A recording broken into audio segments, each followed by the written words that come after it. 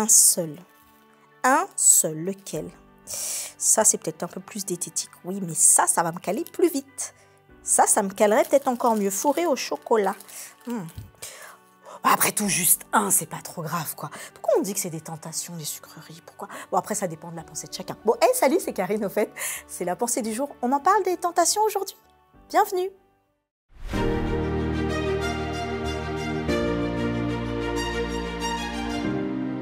La pensée du jour se trouve dans 1 Corinthiens 10, verset 13. « Aucune tentation ne vous est survenue qui n'ait été humaine. Dieu est fidèle et il ne permettra pas que vous soyez tentés au-delà de vos forces. Mais avec la tentation, il préparera aussi le moyen d'en sortir afin que vous puissiez la supporter. » Un jeune homme demande à son ami « Comment gères-tu la tentation ?»« T'arrives à résister, toi ?»« Oui, lui répond l'autre garçon, avec assurance. » « Mais comment tu fais ?»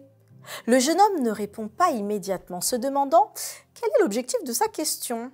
Et il finit par dire « Le livre des Proverbes révèle comment faire face à la tentation de la séduction d'une femme adultère. Il écrit « Éloigne-toi du chemin qui conduit chez elle et ne t'approche pas de la porte de sa maison. » La meilleure façon de résister à la tentation, il lui dit, c'est de ne même pas s'approcher de la porte. L'autre garçon reste dubitatif, ne comprenant pas.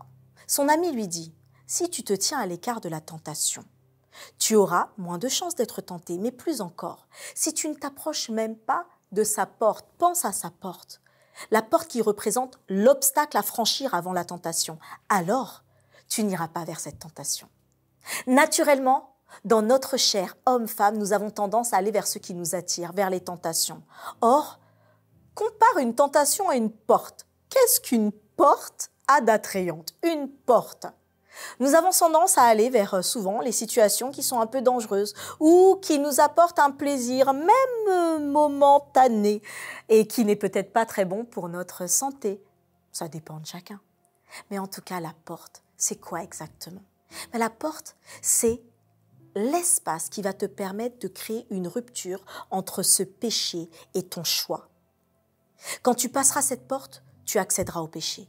Mais cette porte, elle est la clé qui va te permettre de résister. Localiser donc la porte de la tentation va te permettre de pouvoir savoir où ne pas aller. Alors je sais qu'il y a des portes dans ta vie là. Il y a des portes que tu dois mettre à des endroits pour t'éviter la tentation. La tentation de plein de choses, ça peut être les addictions et tu les connais parce que tu te connais.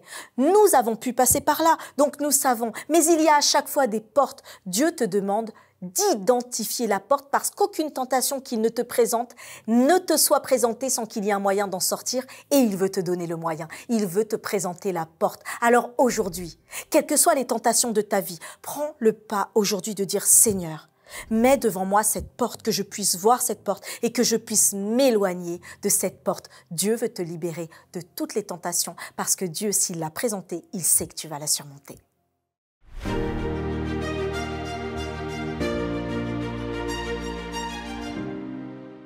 Nous avons un Dieu qui est tellement merveilleux qu'il avait déjà prévu qu'alors que cette tentation allait arriver, il allait t'aider. Alors, partage-nous dans tes commentaires, peut-être donne des conseils à certains, comment faire et aussi dis-nous à quel point tu aimes et les sujets que tu aimerais traiter. On salue d'ailleurs l'Amérique latine, on salue tous ceux qui nous regardent. N'oublie pas de nous dire d'où tu nous regardes. Et puis, que ce soit pour Franciane, que ce soit pour Élise, que ce soit pour Laure, que ce soit pour Luc, que ce soit pour Pierre, que ce soit pour Ilessène, nous sommes heureux de vous avoir avec nous. Laissez-nous vos messages et rendez-vous demain pour une autre pensée du jour.